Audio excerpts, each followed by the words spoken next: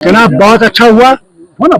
अल्लाह करे ये और दें, जिससे कि ये कापरन की टनल भी बन जाए और ये जो बाकी टनलें हैं वार्ड 1 की वो भी बन जाए। तो जिस तरीके से आपने कहा अपने स्पीच में कि ये स्टेटहुड इसलिए लिया गया कि हम मुसलमान क्या वजह थी ले जाने की?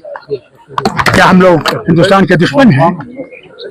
हमने मुल्क के साथ हाथ जोड़ा क्योंकि पाकिस्तान हमारे सामने खड़ा था, ये गिर गया। जितने भी हमारे लीडर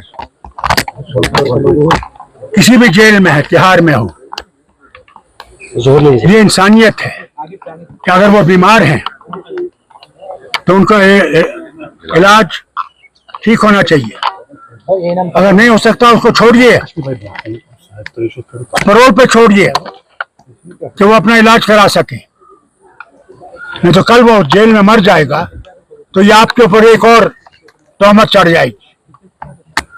कल मौलाना उमर फारूक ने भी जुमे के दिन जो खुतबा दिया, मैं बराबर उसके साथ हूँ। ये ह्यूमन राइट्स वायलेशन है जो ये हमारे कैदियों के साथ कर रहे हैं।